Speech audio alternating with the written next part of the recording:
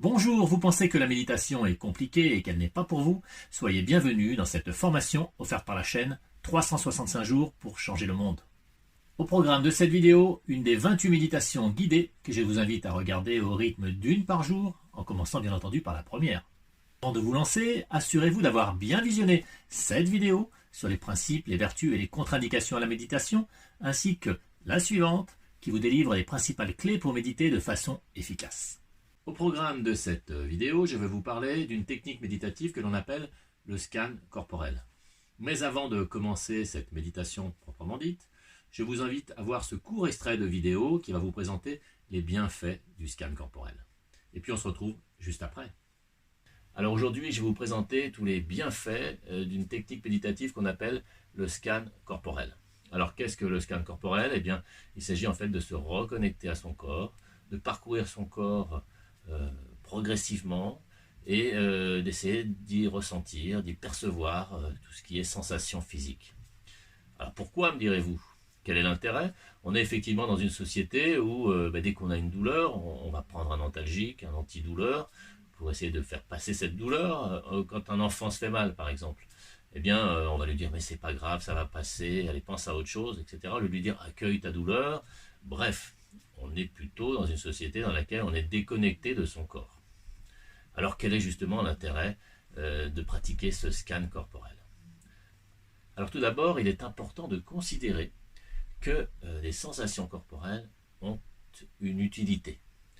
Bien entendu, toutes les petites douleurs, toutes les gênes même qu'on peut percevoir, eh bien il est très important de les percevoir, d'en prendre conscience. Pourquoi? Parce que ce sont un peu des signaux d'alarme que nous donne notre corps pour nous dire non, là tu as trop mangé, il faut calmer. Ou là, peut-être tu veux absolument battre ton record de vitesse à la course, mais là, il est temps de t'arrêter. C'est un signal d'alarme que nous donne notre corps pour nous dire tu es en train de franchir une limite. Et puis bien souvent, justement, dans les exemples que je viens de donner, parce que la nourriture est à volonté, ou parce qu'on veut battre un record, eh bien on n'écoute pas ces petits signaux du corps, et il s'ensuit inévitablement un malaise, une petite maladie, une complication, etc., qui peut-être, de complication en complication, va nous émettre de nouveaux signaux, qu'on n'écoutera pas forcément, jusqu'à peut-être développer une pathologie plus grave.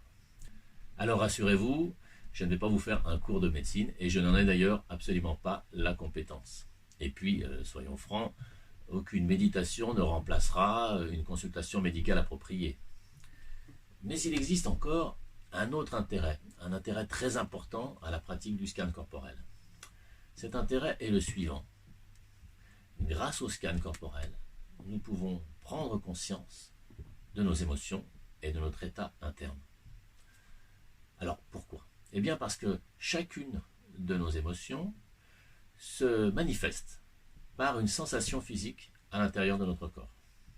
Par exemple, si vous vivez une situation difficile et que vous avez du mal à l'accepter, eh bien vous allez certainement avoir un ressenti corporel au niveau de la gorge, par exemple une extinction de voix.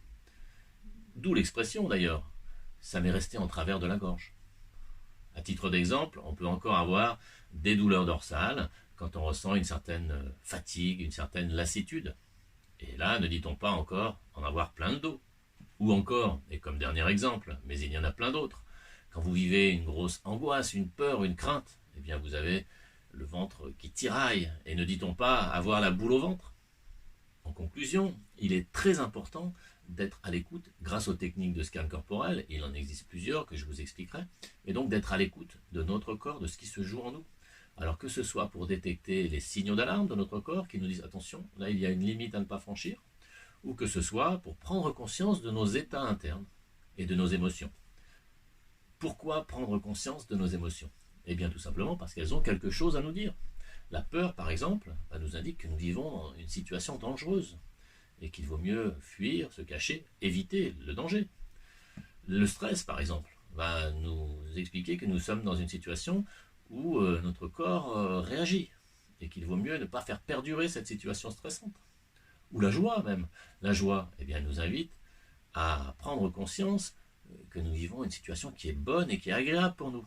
Et elle va nous inciter à renouveler et à revivre cette situation. Et bien voilà, j'espère que cet extrait vous a plu.